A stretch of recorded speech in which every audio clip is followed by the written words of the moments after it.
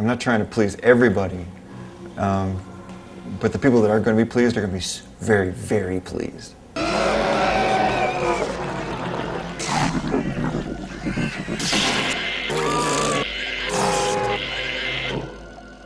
What was that? Oh, I loved it. We approached the script for Taste of Blood of Frankenstein. Just had certain things we wanted to see happen, and kind of strung it together from there. And while we're writing it, we like dropped the things we wanted to see happen because the story started telling you what you want, what was going to be happening. And for Mark of the Damned, there was a story written, and but we couldn't really coordinate everything to happen for that story. But whatever we could coordinate, we shot.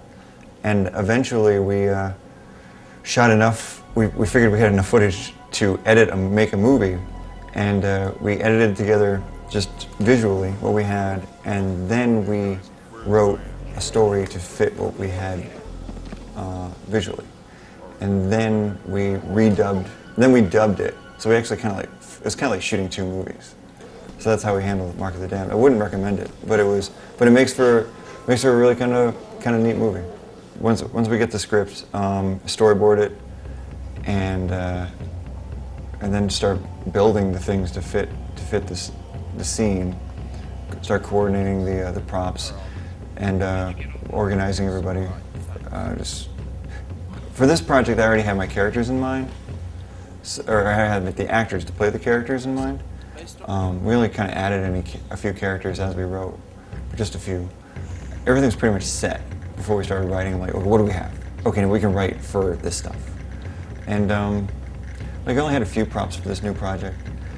I find props to be like a character, not just something that's in the front of the camera. Where do you get your props? Oh, usually it's. We get our props. Usually it's found objects that kind of take apart and put back together. It's wherever I find them. Like if somebody has something I think it's like a really great shape, I see if I can get it from them. Just stuff I've just collected.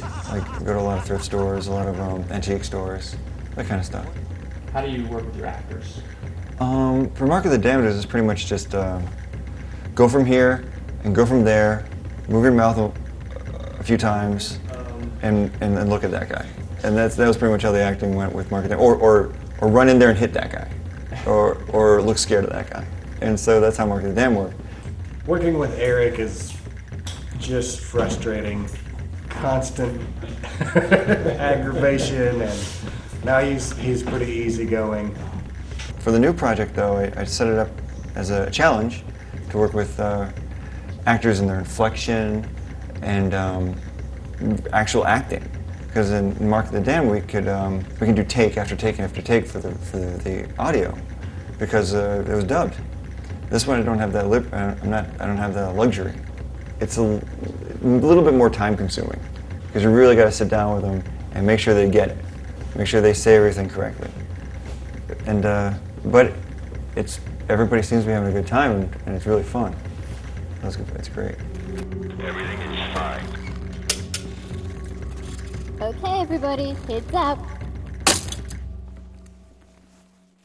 The next thing I want to do is I'd like to pursue more stories that are connected to Taste of Blood of Frankenstein, because it ends kind of open-ended, so it lends to not sequels, but just more parts.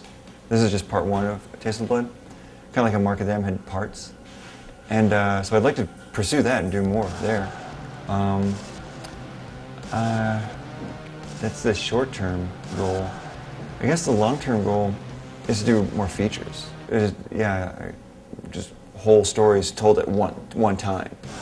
But you know, budgets and that kind of thing. I don't know I don't know how that's gonna work out in the future. But I know I can do short films. Mankind is poised on the brink of a frightful revelation. This is not an easy experience, my friend. Remember who you are and that you are on this planet. All future guarantees are on their own. Balls.